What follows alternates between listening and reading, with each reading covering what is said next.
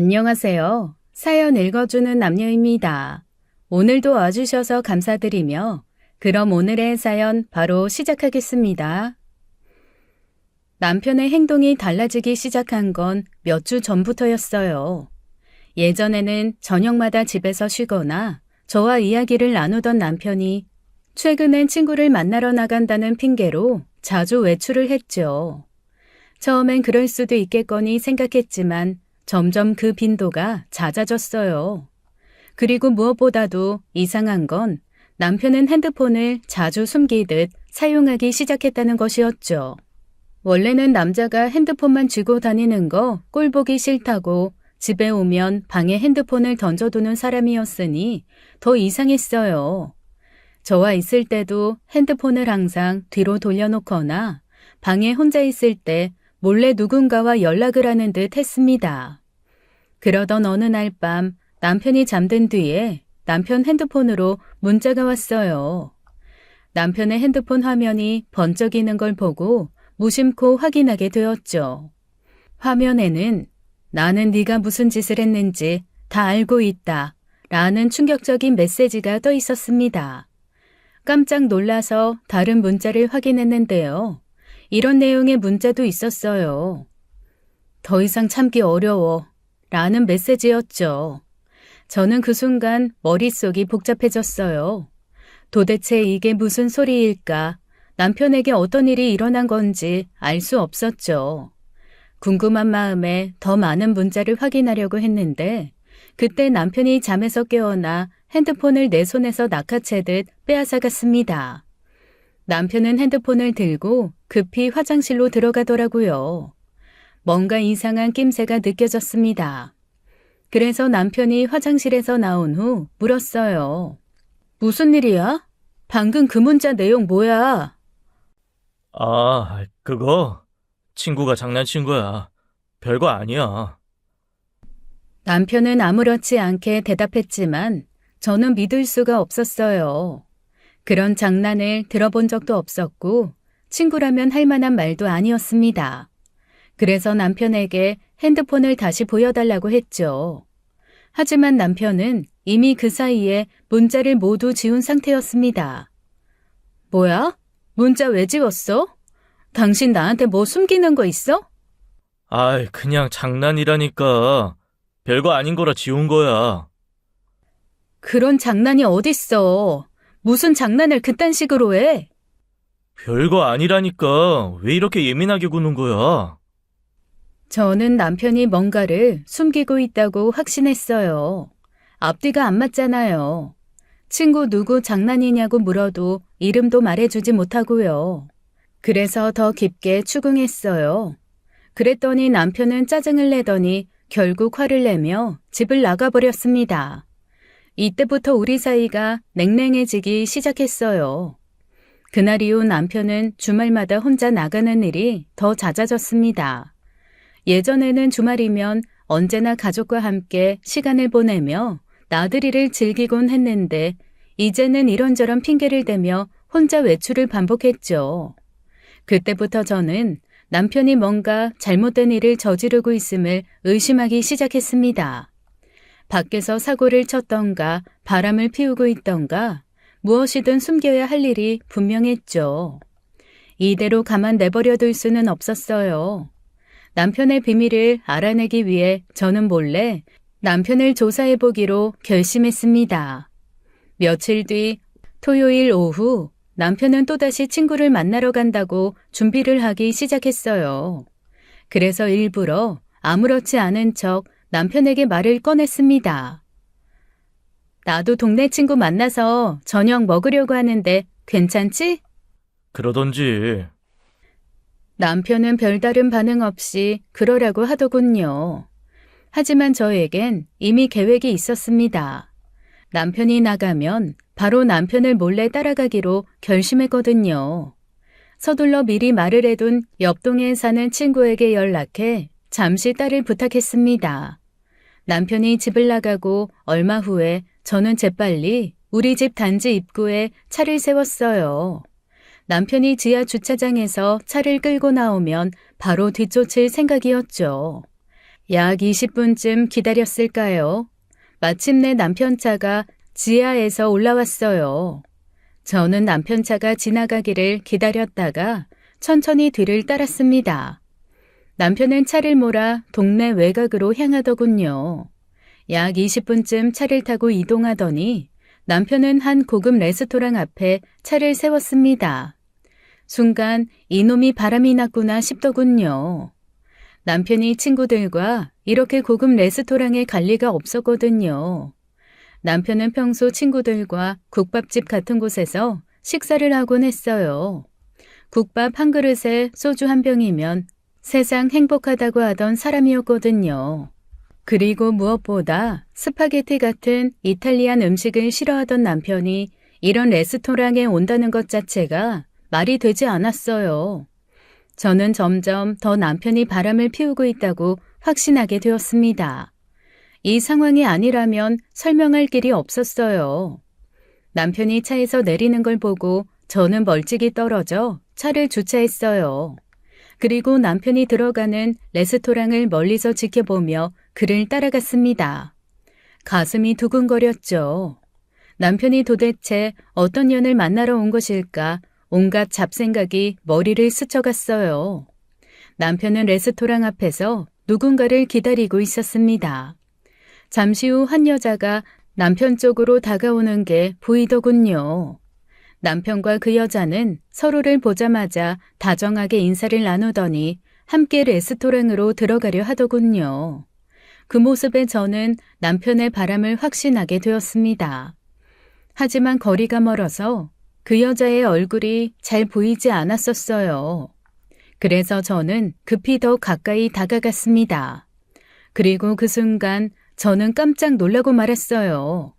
제가 알고 있는 사람이었거든요. 가까이서 확인해 보니 그 여자는 바로 형님이었던 거예요. 머릿속이 하얗게 변했습니다. 도대체 이게 무슨 일인지 이해가 되지 않았어요. 남편과 형님이 왜 이곳에서 만나는 건지 전혀 알 수 없었죠. 형님과 남편이 함께 있는 모습을 보자마자 저는 당황스러움을 감출 수 없었습니다. 형님은 5년 전부터 시가 식구들과 연락을 끊고 지내고 있었어요. 5년 전 아주버님이 음주운전 사고로 갑작스럽게 세상을 떠난 이후로 형님은 저희와 완전히 연락을 끊었거든요. 그 이후로 시부모님도 형님과 손자 소식을 전혀 들을 수 없었고 형님이 연락처도 바꿔버려 찾을 방법조차 없었거든요. 저는 곧바로 형님과 남편에게 다가가 물었습니다. 형님! 제 목소리를 듣고 남편은 깜짝 놀라 저를 쳐다봤습니다. 예상치 못한 저의 등장에 당황한 기색이 역력했죠. 당신이 여긴 어떻게 왔어? 친구 만난다면서. 하지만 남편과 다르게 형님은 담담한 표정으로 저를 바라보며 인사를 하더군요. 동서, 오랜만이네. 잘됐다. 밥 같이 먹자. 형님은 저를 차분하게 대하며 별일 아니라는 듯이 행동했어요. 그러고는 저를 레스토랑 안으로 끌어들이더군요.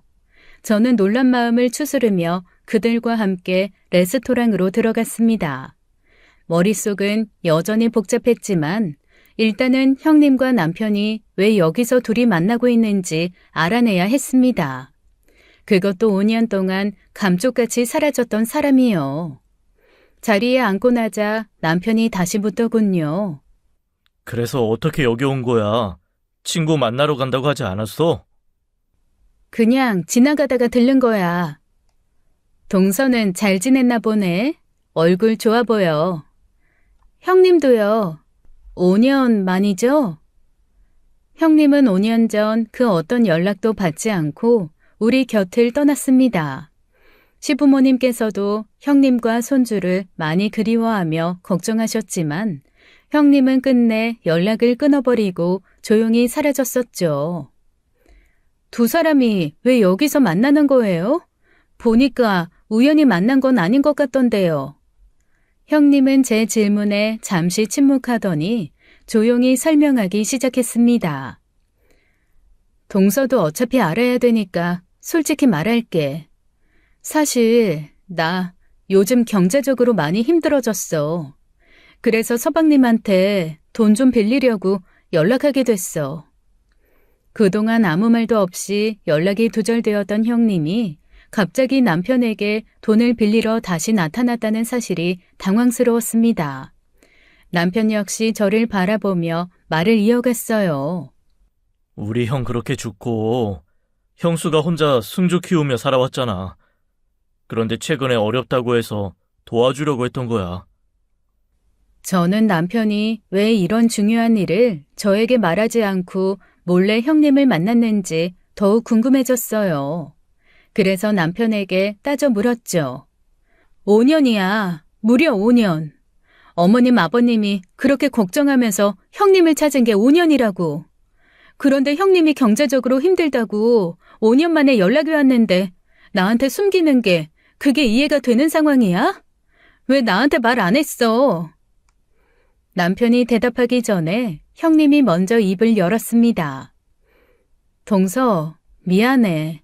내가 부탁했어. 동서가 알면 불편해할까봐. 사실 돈 빌리는 게 부끄럽기도 했고 괜히 복잡해질까봐 그랬어. 형님의 말에 저도 겉으로는 고개를 끄덕였어요. 하지만 여전히 마음 한구석에는 의문점이 남아 있었습니다. 어쨌든 저는 형님에게 앞으로 필요한 일이 있으면 내게 연락달라고 말하며 서로 연락처를 교환했어요. 앞으로 무슨 일이 있더라도 내게 이야기해달라고 당부했죠. 그렇게 어색한 분위기 속에서 식사를 마쳤습니다. 그리고 형님과 헤어져 남편과 함께 집으로 돌아왔어요. 형님이 다시 나타난 걸 왜 나한테 말하지 않았어? 정말 단순히 형님이 비밀로 해달라고 해서 그런 거야? 그래. 당신도 아까 식사 자리에서 다 들었잖아. 그럼 나랑 상의도 없이 큰 돈을 떡하니 빌려주려고 했어? 부부 사이에 그런 중요한 일을 왜 혼자 결정해? 남편은 아무 말도 하지 못했습니다. 그래, 그건 그렇다 쳐. 그런데 형님을 만날 때 굳이 그런 비싼 레스토랑에서 만난 이유는 또 뭐야? 남이 보면 둘이 연인인 줄 알겠던데? 그건 또 무슨 소리야. 형수한테 연락이 왔다는 거 미리 말 못한 건 미안한데 그런 말투 나도 기분 나쁘네. 기분이 나쁘다고? 내가 아까 전에 그래, 미안해. 5년 만에 형수 만났는데 형 생각도 나고 그래서 그냥 좋은 곳에서 대접하고 싶었어. 그게 다야. 그래, 내가 미안하다. 물론 그럴 수도 있겠죠. 안타깝게 죽은 남편의 형과 남편 조카를 혼자 힘겹게 키우고 있던 형님이잖아요. 하지만 그게 문제의 본질은 아니었어요. 당신 형님한테 돈 빌려주지 마. 남편은 깜짝 놀란 듯 저를 바라보며 물었습니다. 왜? 왜 안 돼? 당신은 형수 보면 마음 쓰이지도 않아? 안타깝지도 않냐고. 저는 한숨을 쉬며 차분하게 대답했어요. 아주버님 생각하면 안타깝지만 오늘 형님이 들고 있던 가방 봤어? 그거 엄청 비싼 명품 가방이었어. 돈 1,000만 원 넘는 가방이라고. 돈이 그렇게 궁한 사람이 어떻게 그 비싼 명품 가방을 들고 다닐 수 있을까? 남편은 순간 당황한 표정을 지으며 반박했습니다. 그건 경제적으로 힘들어지기 전에 산 거겠지. 그럴 수도 있잖아. 그래, 그럴 수도 있지. 그런데 그렇게 힘들면 그 가방부터 팔았어야지. 나 몰래 당신한테 연락하기 전에. 가방뿐인 줄 알아? 옷도 다 명품이더라. 경제적으로 어렵다고? 말도 안 되는 소리야. 남편은 제 말을 듣고 아무 대답을 하지 않았습니다. 저는 그런 남편을 쏘아보며 다시 말했죠. 그리고 그렇게 힘들면 아버님한테 먼저 연락하는 게 맞지 않아? 아버님, 어머님도 승주를 그렇게 보고 싶어 하시는데. 그러자 남편은 한숨을 쉬며 대답했습니다. 형수하고 부모님 관계가 좀 껄끄러워서 그래. 이건 또 처음 듣는 이야기였어요. 그동안 시부모님은 형님과 손주를 그리워하며 걱정해왔거든요. 그런데 왜 그 관계가 껄끄럽다는지 이해가 되지 않았죠. 그게 무슨 말이야? 형님하고 시부모님 사이가 왜 껄끄럽다는 거야? 남편은 잠시 머뭇거리더니 마침내 힘겹게 입을 열었습니다. 사실 형이 죽은 게 당신이 알고 있는 것처럼 단순 차 사고가 아니었어. 그게 무슨 소리야?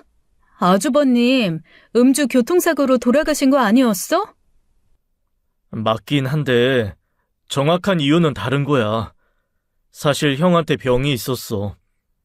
정신병이었는데 조현병이었어. 그날도 그렇게 환각과 환청을 듣다가 그게 결국 사고로 이어진 거야. 조현병? 아주버님이? 그래. 그런데 형 결혼 당시에 부모님이 그 사실을 형수한테 숨겼었어. 약만 잘 먹으면 된다고.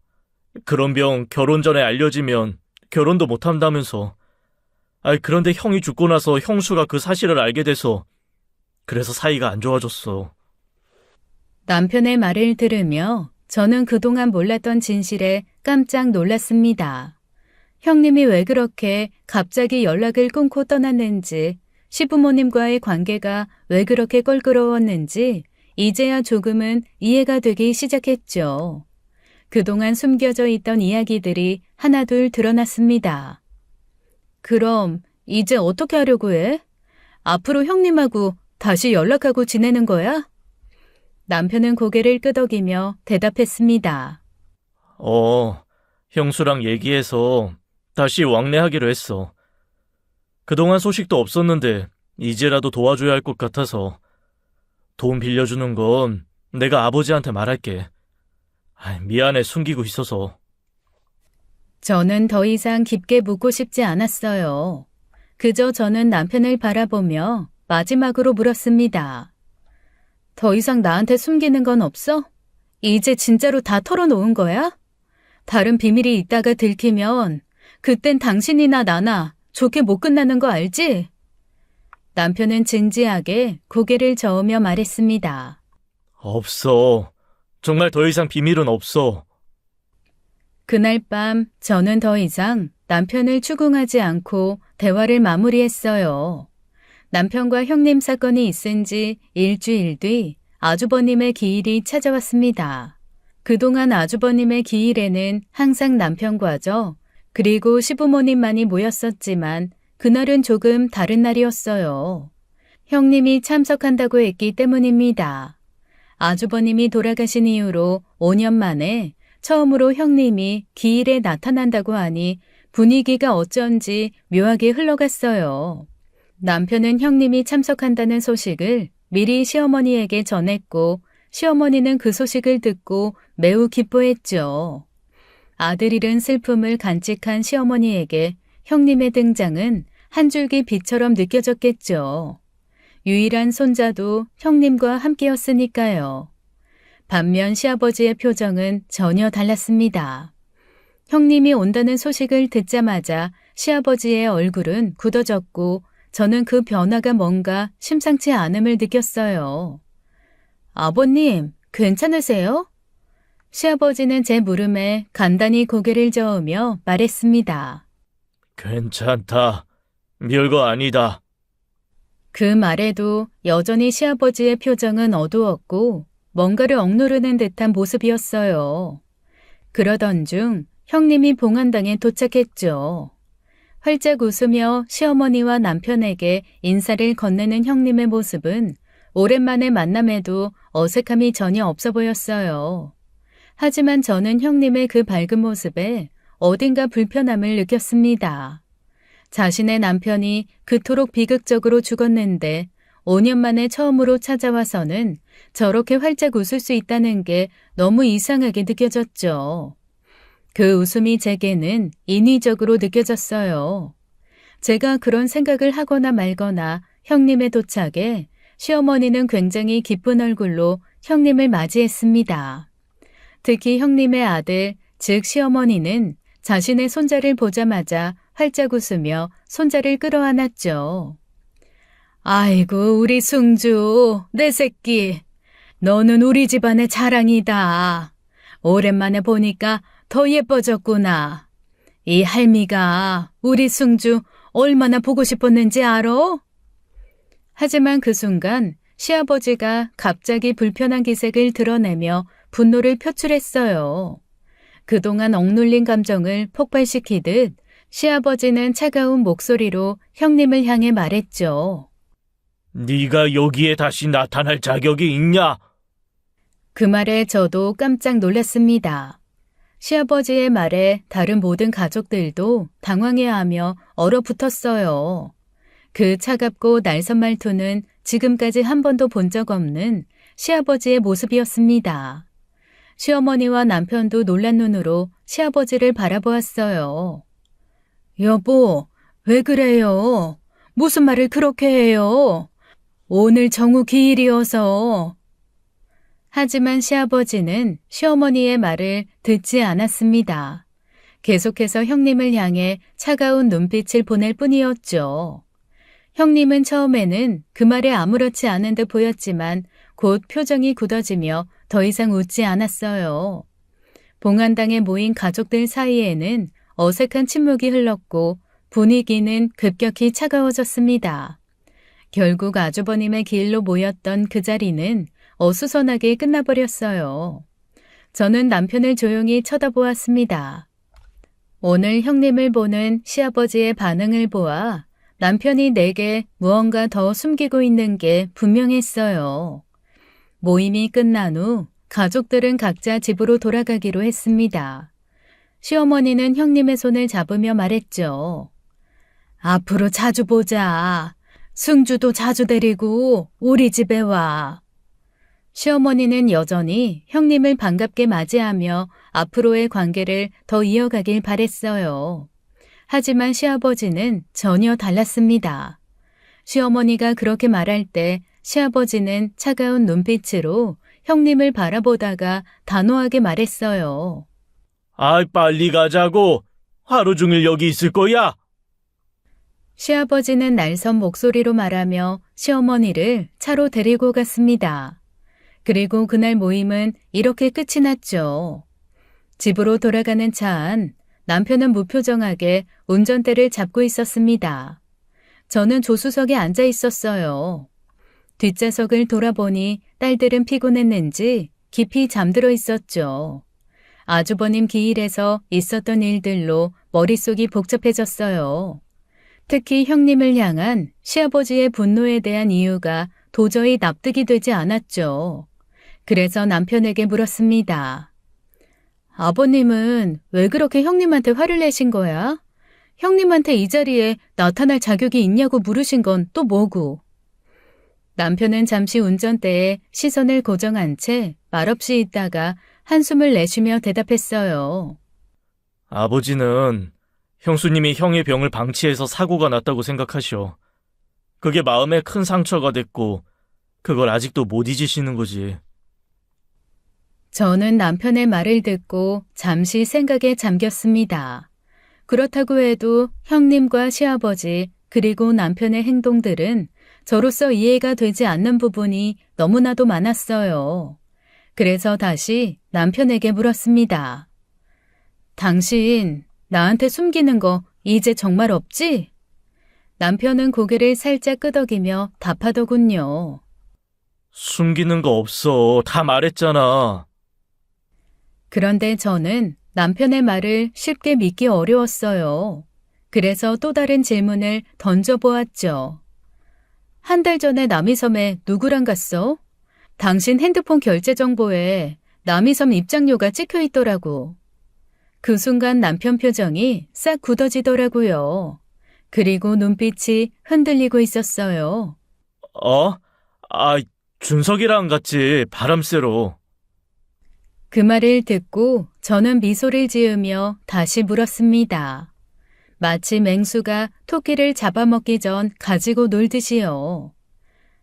남자랑 둘이 남이섬에 갔다고? 남이섬은 커플들이나 가족들이나 가는 곳 아닌가? 그럴 수도 있지. 바람 쐬러 갔던 거라고. 왜 화를 내? 그냥 그렇다는 거지. 의심하는 투로 물어보니까 그렇지. 저는 그런 남편을 재미있다는 듯 바라보았어요. 남편은 저를 의식하며 땀을 뻘뻘 흘리고 있었죠. 정말 준석 씨랑 갔어? 혹시 형님이랑 간 건 아니야? 그러자 남편은 발끈하며 큰 소리로 대답하더군요. 그게 무슨 소리야? 형수랑 왜 내가 거길 가? 남편의 격한 반응에도 저는 차분하게 대답했어요. 그냥 해본 말인데 왜 그렇게 발끈해? 그리고 형님이랑 갔다고 해도 나 이해해. 그럴 수도 있잖아. 아주버님이 돌아가신 후에 형님이 얼마나 외로웠겠어. 동생이 형수를 위로해주겠다는데. 형수랑 안 갔다니까. 진짜 왜 그래? 그래, 알았어. 아, 왜 이렇게 화를 낼까? 더 이상하네. 조용해. 애들 깨겠다. 남편은 더 이상 대답하지 않았고 차 안은 다시 조용해졌습니다. 하지만 저는 남편의 반응이 너무 우스워 그냥 넘길 수가 없었어요. 그래서 남편에게 오늘 일을 언급했습니다. 오늘 아주버님 봉안당에서 당신이 형님을 바라보는 눈빛이 좀 이상하더라. 둘이 서로를 그윽하게 바라보던데? 사실이었어요. 봉안당에서 남편과 형님이 서로를 바라볼 때 묘한 눈빛이 느껴졌습니다. 물론 제 단순한 오해였을 수도 있죠. 하지만 그 순간의 분위기는 분명 평범하지 않았어요. 제 말을 들은 남편은 화를 참지 못하고 저에게 소리쳤습니다. 무슨 헛소리를 하고 있는 거야? 당신 미쳤어? 남편의 반응은 마치 방귀 낀 놈이 성낸다는 속담처럼 너무나 과하게 느껴졌어요. 하지만 더 이상 깊게 따지지 않기로 했습니다. 딸들이 차 안에서 곤히 자고 있었고 깨우고 싶지 않았으니까요. 차 안의 공기는 무거워졌고 남편은 운전만 하면서 말을 하지 않았습니다.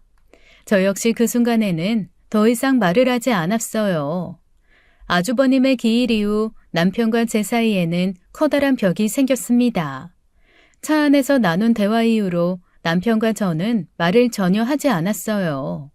저 역시 남편에게 거리감을 느끼며 점점 대화를 피하게 되었습니다. 저희 부부의 관계는 급격히 악화되어 갔죠. 사실 저는 남편이 너무나도 의심스러웠어요.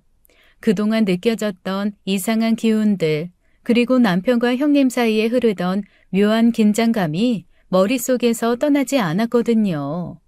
아주버님의 기일날 봉안당에서 남편과 형님이 서로를 바라보던 그 야릇한 눈빛까지 말이에요. 제가 의심하는 이유 분명하게 있습니다.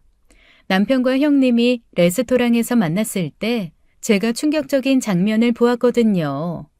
남편이 형님과 반갑게 인사하는 그 순간 남편이 형님의 엉덩이를 움켜잡았어요.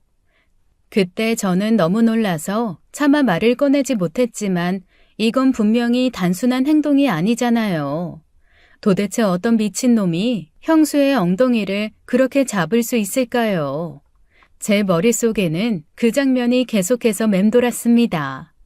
그날 이후 저는 남편과 형님의 관계를 밝혀내기로 결심했죠.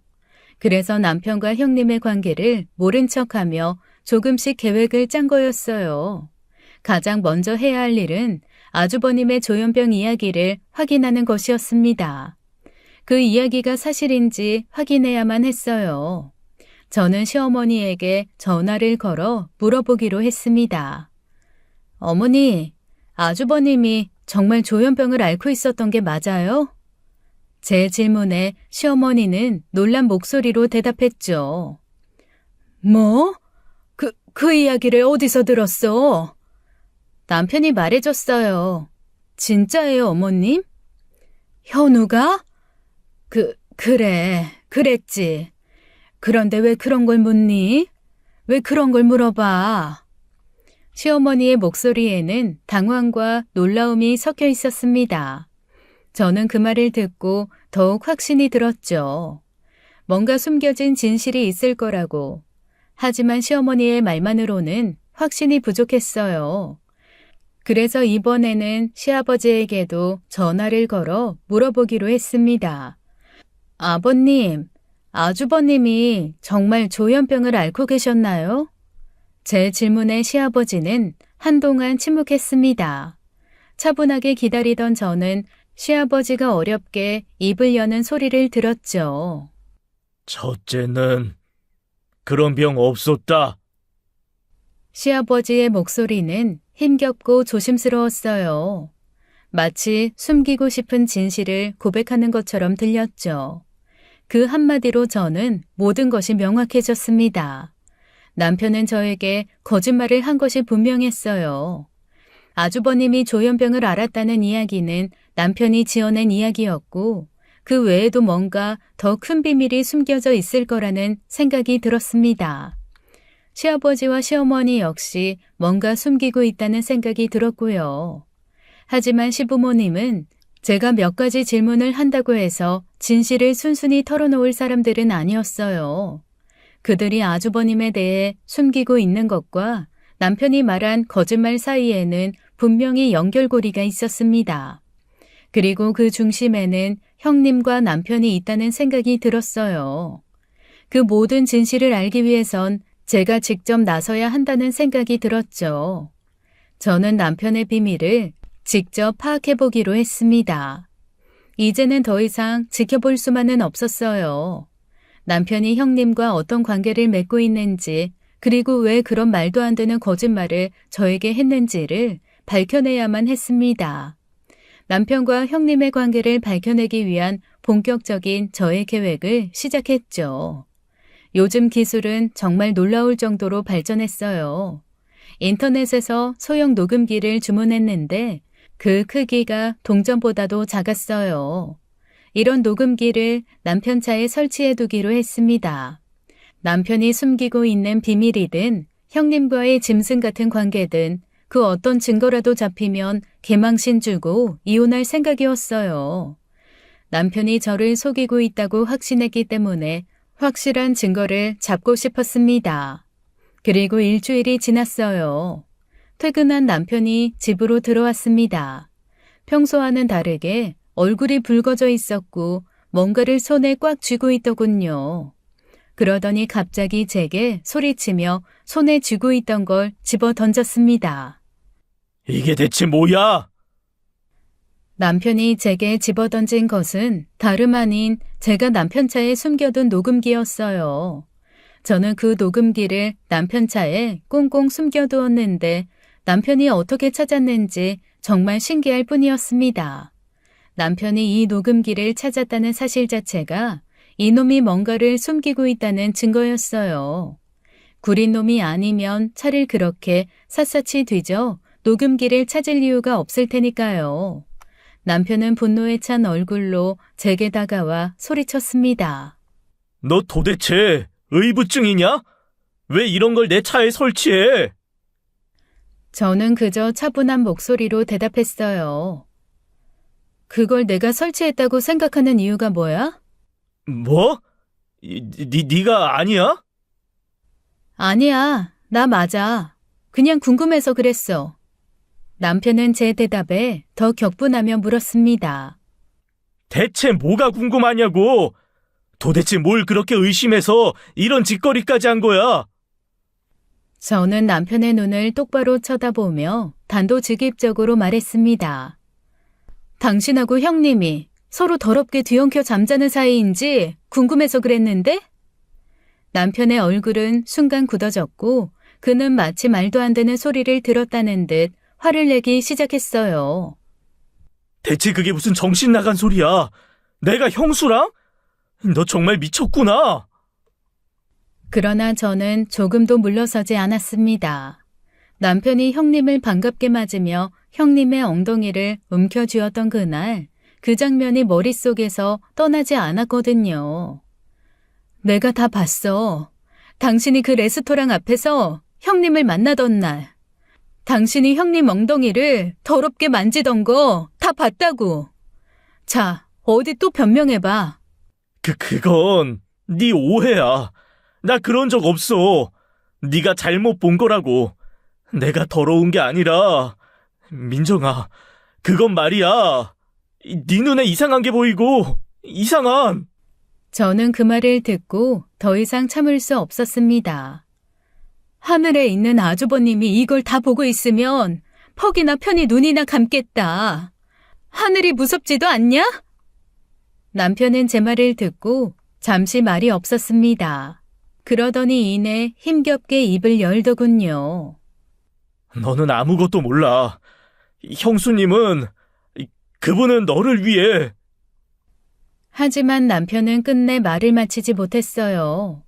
참지 못한 제가 남편 뺨을 후려쳤거든요. 이후 남편은 집을 나가버렸습니다. 그리고 남편은 새벽이 되어서야 간신히 집에 돌아왔죠. 그날 이후 우리는 각방을 쓰기 시작했어요. 집안에는 차가운 침묵만이 감돌았습니다. 그렇게 3일이 지나고 남편은 저에게 이혼을 통보하더군요. 우리 이혼하자. 나 더 이상 못 참겠어. 이혼? 다 들키고 나니까 이혼하자고? 내가 순순히 합의 이혼해줄 성 싶니? 남편은 차가운 표정으로 저를 바라보며 말을 이었습니다. 설명하기도 지쳐. 그냥 이혼해. 더 이상 당신과는 살 수 없어. 당신이 날 의심하는 것도, 이런 관계 자체도 더는 감당할 수 없다고. 남편의 목소리에는 단호함이 담겨 있었어요. 저를 향한 사랑도 더는 남아있지 않다는 듯이 말이죠. 솔직히 말하면 나 이제 당신에 대한 사랑이 없어. 그뿐이야. 그러니 이제 더 이상 함께 살 이유가 없잖아. 저는 남편이 이혼을 요구한 이유가 단순히 우리의 관계 문제나 감정적인 이유가 아니라는 것을 알고 있습니다. 남편이 이렇게까지 이혼을 강하게 요구하는 건 분명히 형님과의 관계 때문이겠죠. 형님 때문이야? 그래서 이혼하자고 하는 거야? 제 질문에 남편은 갑자기 얼굴이 붉어지며 분노를 터뜨렸습니다. 제발 그만 좀 해. 너 이제는 진짜 미친 여자처럼 구는 거 알아? 내가 미쳤다고? 내가 볼 땐 네가 더 미친 놈이야. 남편이 이혼을 선언한 이후 저희 부부 사이의 긴장은 극도로 고조되었습니다. 방 안에 있을 때마다 서로의 기척만으로도 불편함을 느꼈죠. 이제는 남편과 끝을 봐야겠다고 결심했을 쯤이었어요. 그날 아침도 여느 날과 다르지 않았습니다. 남편은 아무 말 없이 출근을 했고 저는 딸들의 유치원과 학교 보낼 준비에만 신경을 쓰고 있었어요. 남편이 출근을 하든 말든 이제는 별로 신경도 쓰이지 않았어요. 그때 집 밖에서 소란스러운 소리가 들렸습니다. 저는 딸들에게 아침밥을 먹고 있으라고 말한 뒤 급히 집 밖으로 나갔어요. 그리고 그곳에서 충격적인 광경을 목격했습니다. 웬 낯선 남자들이 5명이나 모여 남편을 신나게 패고 있는 게 아니겠어요? 동네 주민들이 말리려고 했지만 그 남자들의 무자비한 폭력은 멈추지 않았습니다. 제가 급히 그 자리에 다가가자 남자들은 남편을 이미 충분히 때린 듯 남편을 쓰러뜨린 뒤 마지막으로 그에게 침을 뱉고는 떠났습니다. 저는 그중 한 남자를 붙잡아 물었어요. 왜 이 남자를 그렇게 때리는 거예요? 그러자 그 남자는 차가운 눈빛으로 저를 보며 대답했습니다. 이런 쓰레기는 맞아 죽어야 되는 놈이거든요. 그래서 때린 거예요. 저 쓰레기가 내 남편이에요. 그러니까 무슨 이유로 내 남편을 때린 건지 말해주세요. 제가 남편의 아내라고 밝히자 그 남자는 순간 놀란 듯 표정을 바꾸더니 이내 차분하게 말했습니다. 이놈의 아내분이시라고요? 지금은 길게 말하는 게 좀 그런데 이거 그 남자는 제게 명함을 주었어요. 이쪽으로 꼭 연락 주세요. 제가 다 설명할게요. 저는 그 남자가 건넨 명함을 받아들었습니다. 그리고 고개를 돌려보니 남편은 황급히 어디론가 도망치듯 사라지고 있더군요. 남편이 자신을 폭행한 남자들을 경찰에 신고하지도 않고 도망가는 모습을 보고 저는 더 확신하게 되었습니다. 남편은 분명히 큰 잘못을 저질렀고 그 잘못이 드러날까 두려워 도망가는 것이 분명했어요. 그 자리에 남겨진 저는 남편을 때린 남자가 준 명함을 바라보았습니다. 명함에는 연구원 강주환이라고 적혀 있었죠. 연구원? 평생 책상 앞에서 공부만 했을 것 같은 사람이 대체 무슨 이유로 남편을 그렇게 무참히 때렸을까 너무 궁금해졌습니다. 그 남자는 분명 남편이 맞아 죽어도 마땅하다고 했어요. 도대체 무슨 일이 있었길래 그런 말을 했을까요? 저는 그 궁금증을 풀기 위해 잠시 뒤 명함에 적힌 번호로 전화를 걸었습니다. 몇 번의 신호음 끝에 그 남자가 전화를 받았어요. 여보세요? 강주환입니다. 안녕하세요. 아까 명함 주신 분 맞으시죠? 저는 아까 제 남편을 때린 이유가 궁금해서요. 그런데 누구세요? 제 남편하고 무슨 관계신지. 제가 묻자 그는 자신의 정체를 밝혔습니다. 저 그놈 형 친구예요. 그러니까 전화 주신 분의 아주버님인 이정우 친구입니다. 아주버님의 절친이라뇨. 아주버님이 세상을 떠난 지 벌써 5년이나 지났는데 아주버님 친구가 갑자기 남편을 때릴 이유가 있을까요? 그러나 그의 이야기는 여기서 끝이 아니었습니다. 아주버님 친구분인 주한 씨는 아주버님과 남편 그리고 형님과 관련된 숨겨진 진실을 제게 털어놓았어요. 그리고 그 진실은 제가 상상했던 것보다도 더 끔찍하고 더러운 비밀이었습니다.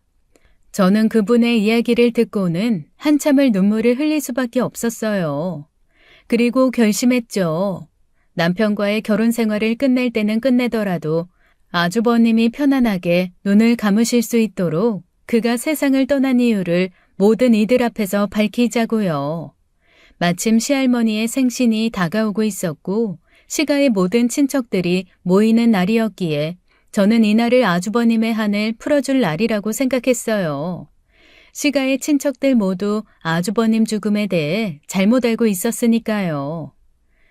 이번 주 주말에 시할머니 생신이셔.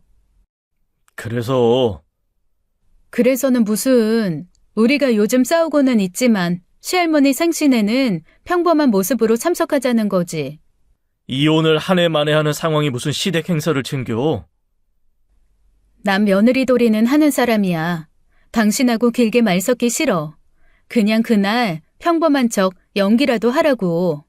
그러시던지. 남편 놈은 지 가족 모임이니 제 말에 동의하더군요. 아마도 이 놈은 제가 그 모임에서 무슨 계획을 꾸미고 있는지 전혀 눈치채지 못한 듯 했습니다. 저도 이번 일을 차분히 준비하기 위해 딸들은 미리 친정에 보내놓았어요. 아이들이 독감에 걸렸다는 핑계를 대고요. 시할머니 연세가 많으시니 독감에 옮으면 큰일이라고요. 생신 모임이 열리는 날 시가의 중요한 인물들이 모두 모였습니다. 남편의 큰아버지와 작은아버지 그리고 고모님들 가족이 모두 모였죠. 평소와 다를 바 없이 화기애애한 분위기 속에서 모임이 진행되었어요. 5년 만에 나타난 큰형님에게 시댁 식구들은 질문을 퍼부으며 관심을 보이고 있었죠. 시아버지 형제들은 주거니 받거니 막걸리를 마시며 취해가고 있었습니다. 현우야, 술 떨어졌다. 요한 마트에 가서 막걸리 3통만 더 사와라. 아이고 그만 마셔. 대낮부터 취해서 뭔 추태를 부리려고.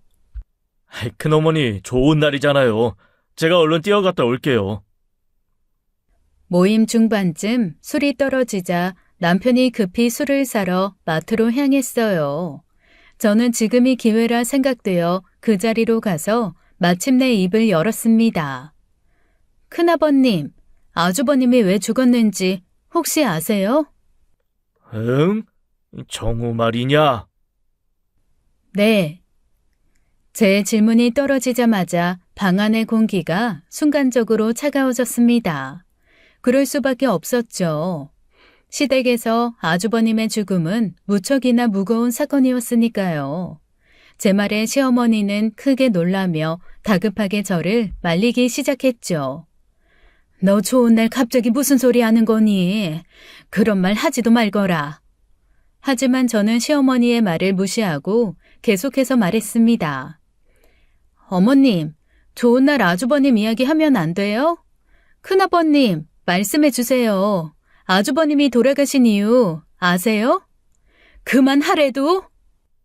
나도 걔 생각하면 마음 아프다. 아이, 정우 걔는 정신병 때문에 교통사고로 죽은 거 아니었냐?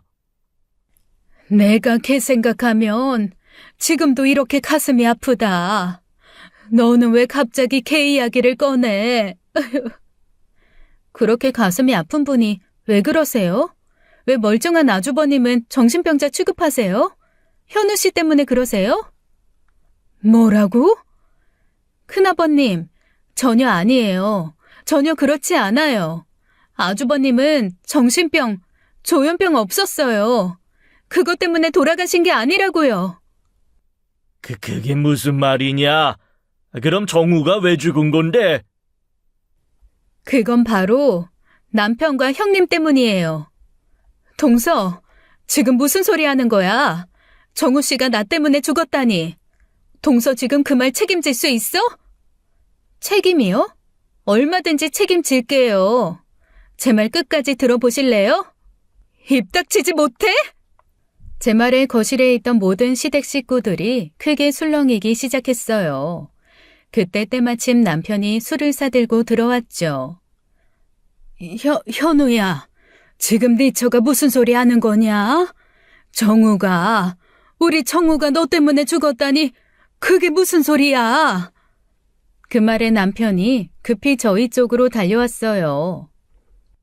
당신 지금 무슨 쓸데없는 소리를 하는 거야? 형이 나 때문에 죽다니. 아이, 큰어머니 죄송해요. 사실은 제 아내가 조현병이라. 뭐? 이제는 나까지 조현병이라고 거짓말을 늘어놓는 거야? 그래, 당신 미쳤어. 당신은 인정 안 하고 있지만 당신 미쳤다고. 내가 그래서 그동안. 저는 남편의 말을 무시하고 더욱 큰 목소리로 말했어요. 저 안 미쳤어요. 며칠 전 아주버님 친구분들이 찾아왔어요. 제 말을 듣고 남편은 얼굴이 새하얘졌습니다. 형님 역시 크게 당황해했죠. 정말이에요. 동서가 미쳐서. 내가 미쳐? 미친 건 너희들이지. 지 형과 지 남편을 그렇게 죽음으로 내몰고. 뭐? 내가 미쳐?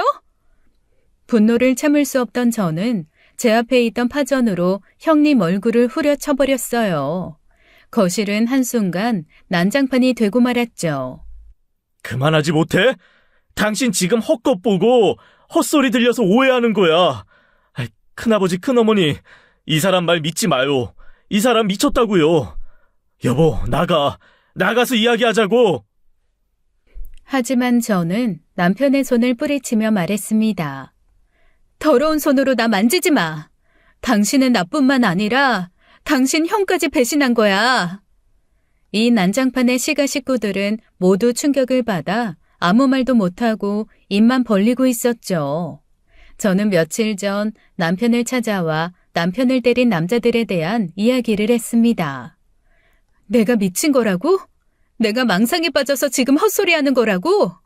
그럼 네 얼굴에 상처는 뭔데? 남편 얼굴에 남은 상처들이 아주버님 친구들에게 맞은 것이라고 폭로하자 이곳저곳에서 웅성거리기 시작했어요. 현우 가만히 있어봐라.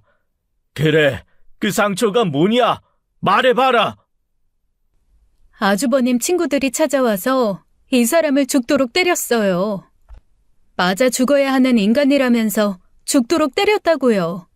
아주버님 친구들이 자기 친구 동생을 대체 왜 때렸겠어요? 이유는 간단해요. 남편과 형님이 아주버님이 살아계실 때부터 외도를 했고 그 때문에 아주버님이 죽은 걸 그 친구분들이 알고 있었으니까요. 제가 이 말을 하자 웅성거리던 소리가 일순간 조용해졌어요. 시가 친척들 모두 경악하며 숨을 삼켰고 시어머니는 아무 말도 못하고 고개를 숙이고 눈물만 흘리고 있으셨어요. 시아버지는 한쪽 구석에서 고개를 숙이고 있으셨죠. 아주버님은 그 사실 알고 너무 큰 충격을 받으셨다고 해요. 그래서 아주버님이 남편과 형님을 불러서 둘이 외도를 저지른 게 사실이냐고 물었는데 그게 이 두 사람이 그때 아주버님 앞에서 아주 당당하게 말했답니다. 둘이 서로 사랑하는 사이라고요. 그래서 아주버님이 그 말에 너무 큰 충격과 슬픔으로 결국 차를 몰고 나가서 사고를 일으켰고 스스로 생을 마감하신 거예요. 아주버님은 결코 조현병이 아니었어요. 아주버님은 자기 가족 배신에 대한 슬픔을 견디지 못해서 스스로 목숨을 끊은 거라고요. 아주버님의 일을 생각하면 저도 분노와 슬픔이 밀려왔어요. 그래서 저도 울분을 토하듯 제가 아는 모든 사실을 그 자리에서 소리 지르듯 폭로를 했습니다. 제 말을 들은 시가 식구들은 모두 큰 충격을 받았고 아무도 감히 입을 열지 못했어요. 방 안에는 한동안 침묵만이 흘렀습니다. 그때 남편이 간신히 입을 열더군요. 지도 이 사태를 수습해야 했겠죠. 거짓말이에요. 당신 그만해. 그래, 내가 맞은 건 사실인데 그건 형 친구들이 오해를 한 거야. 그래, 내가 혼자 된 형수가 안타까워 도와주려고 하다 보니 형 친구들이 오해를. 남편은 다급하게 변명하기 시작했어요. 그런데 그때까지 한마디도 없이 창밖만 바라보던 시아버지가 입을 여셨죠. 그만해라. 현우야, 이제 그만해라. 내가 아들 하나 잃고 남은 거라도 살게 해보겠다고. 내가 죽일 놈이다. 형님, 그럼 저 말이 다 사실이란 말이요? 서방님, 지금 이게 대체 무슨... 저는 시아버지를 바라보았습니다. 저뿐 아니라 시가 식구들 모두 시아버지를 바라보고 있었죠.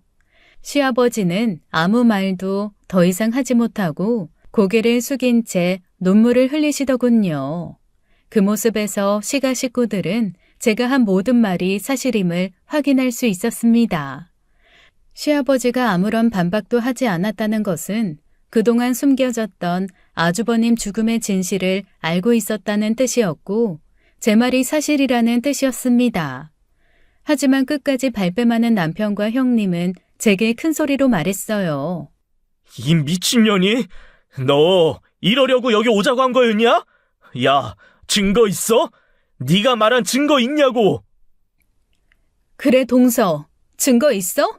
대체 나한테 무슨 억하심정이 있어서 이런 모함을 해? 증거 대봐. 없지? 동서가 미쳐서 그냥 꾸며낸 말뿐이잖아. 증거? 당연히 증거가 있다, 이 개새끼들아. 그 순간 방 안에 있던 모든 사람들이 저를 주목했습니다. 저는 이날을 위해 철저하게 준비했어요. 바로 미리 준비해둔 녹음기를 꺼내들었습니다. 내가 녹음기를 네 차에 하나만 설치했을 거라고 생각했냐? 내가 준비했던 녹음기만 5개야, 이 새끼야. 남편의 표정이 순간 굳어지더라고요. 맞습니다. 제가 남편 주변에 설치한 녹음기는 5개였어요. 그중 하나는 남편에게 걸렸지만 아직 저에게는 4개가 더 남아있었죠. 저는 남편의 외도에 대한 진실을 언제 어디서 포착할지 몰랐기 때문에 남편 주변 여러 장소에 녹음기를 설치해 두었습니다. 그리고 그중 하나는 남편의 가방 속에 몰래 넣어두었는데 그 녹음기에 충격적인 내용이 녹음되어 있었어요. 내가 말한 증거가 바로 이 녹음기에 있어. 손바닥으로 하늘을 가리려고 들어라, 이 뻔뻔한 놈아. 제가 바로 증거 들려드릴게요. 그 순간 남편과 형님이 동시에 달려들어 제 손에 있던 녹음기를 빼앗으려 했습니다. 사태가 이렇게 돌아가자 시가의 어른들이 크게 분노하며 남편을 혼냈죠. 뭐 하는 짓들이야? 니들이 떳떳하면 그 녹음 내용을 들어보면 될 거 아니냐? 떳떳하지 못하니까 감추려 하는 거 아니야? 아이, 큰아버지 아니에요. 저 떳떳해요. 이거 다 제 안사람이 꾸민 거짓말이에요. 아무 증거도 없다고요. 녹음기 당장 내놔. 그거 내 사생활이라고. 그러고는 남편은 급하게 저에게서 녹음기를 빼앗아 화장실로 달려가더니 녹음기를 변기에 넣고 물을 내려버렸습니다. 너무나 재빠른 행동에 아무도 남편을 막지 못했죠. 하지만 저는 차분하게 미소를 지으며 다시 한번 남편을 바라봤습니다. 멍청한 놈아, 네가 그 녹음기 없앤다고 진실이 사라지는 게 아니야. 중요한 대화 내용은 이미 내 핸드폰에 옮겨뒀고 이미 아까 전에 그 음성 파일 카톡으로 여기 있는 모든 분들한테 보냈어. 큰아버님, 핸드폰 확인해 보세요. 네, 그렇습니다. 저는 조금 전 시아버지가 남편에게 이제 그만하라고 말하는 틈에 모두에게 카톡을 보냈어요. 바로 남편의 외도 증거가 녹음된 녹음 파일을요. 상황이 난장판이니 모두들 자기 핸드폰을 못 보고 있었을 뿐이었죠. 제 말에 남편의 얼굴은 급격히 창백해졌습니다. 그때 작은 어머니가 자기 핸드폰을 들어 제가 보내드린 음성 파일을 재생시켰어요. 그리고 마침내 모든 진실이 공개되었죠. 이렇게 자기 다시 만나니까 너무 좋다. 정우 씨 그렇게 가버리고 사실 나도 죄책감에 자기 못 만났는데 그래도 다시 보니 너무 좋네. 우리 이제 다시는 헤어지지 말자. 내가 얼마나 힘들었는지 몰라. 그러니까 그때 들키지 말지. 자기가 스릴을 즐기면서 집에서 관계하자고 해서 형한테 들켰잖아. 그게 내 잘못이야? 자기도 즐겼으면서. 나는 형 집에 올까봐 조마조마했다니까. 그래서 더 흥분됐다며. 그만해. 괜히 형 생각나면 나도 기분 구려져. 뭐 하여간 승주 학교 끝나려면 멀었지? 응, 2시간쯤 더? 왜, 자기 아들 보고 싶어? 당연한 거 아니야. 지금까지 내 아들인데도 그거 숨기려고 마음껏 예뻐도 못 해줬는데.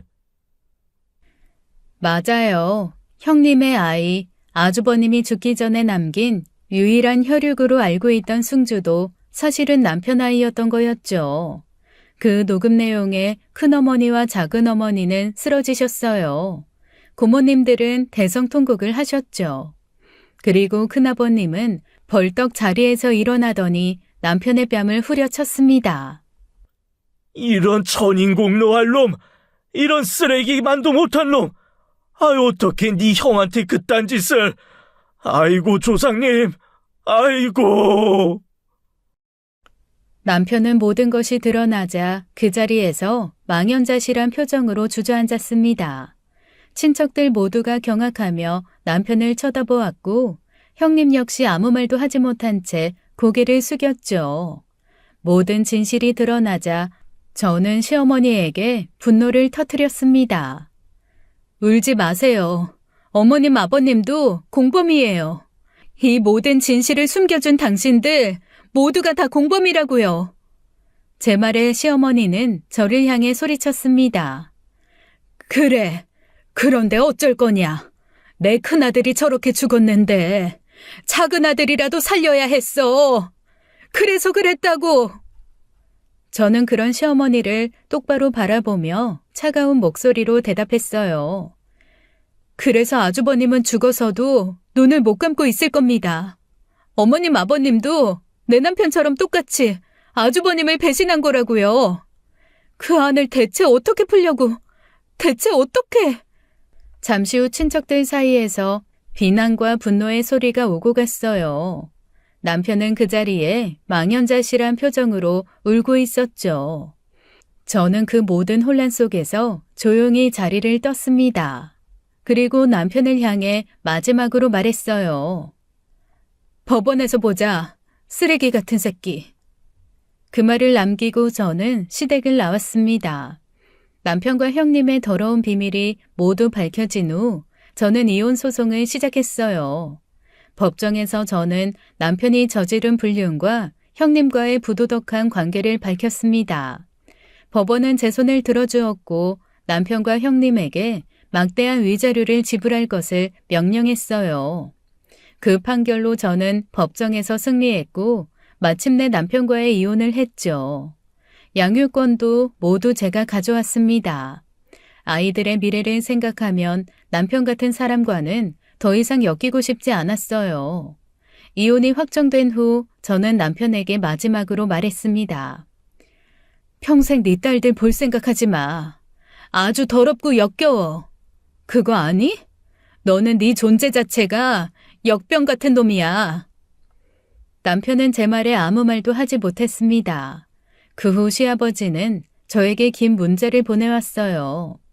자신의 잘못을 용서해달라는 내용이었죠.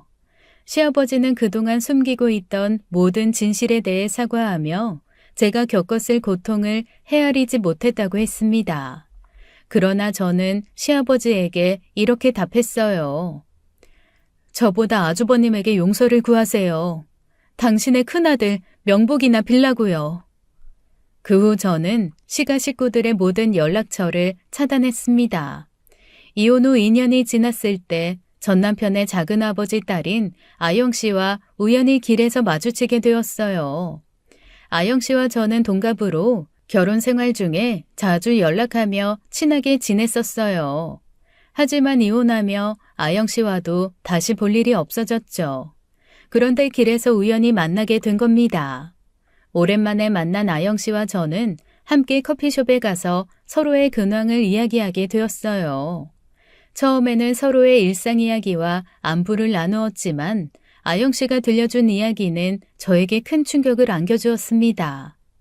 이런 말 해도 될지 모르겠는데 민정 씨 이혼 후에 현우 오빠가 은실 언니랑 재혼했어요. 지금 무슨 말 하는 거예요? 제 전 남편이 형님이랑 재혼했다고요? 저는 그 말을 듣고 한동안 아무 말도 하지 못했습니다. 전 남편은 저와 이혼 후에 형님과 재혼을 했다는 말이었죠. 참 황당하고 어이없고 역겨운 일이었어요. 어떻게 그런 말도 안 되는 일이 가능할까 싶었죠. 하지만 아영 씨의 이야기는 더 충격적이었습니다. 네, 승주가 현우 오빠 아이라는 게 드러났으니 큰엄마는 현우 오빠랑 은실 언니 결혼시켜서 승주도 키우자고 한 거죠. 그 일로 큰아빠하고 큰엄마 엄청 싸웠어요. 큰아빠는 완전히 분노했는데 큰엄마가 결혼 허락하자고 했다고 하더라고요. 저는 더 이상 할 말을 잃었습니다. 계족보도 이런 계족보가 없었어요. 정말로 전 시어머니가 그들의 결혼을 허락하려 했다는 말에 경악을 금치 못했죠. 아영 씨는 그때 전 시부모님도 이혼을 준비 중이라고 덧붙였습니다. 전 시부와 전 시모 사이의 갈등이 그 일로 인해 극에 달했기 때문이라고 했어요. 하지만 더 충격적인 이야기는 그 다음이었습니다.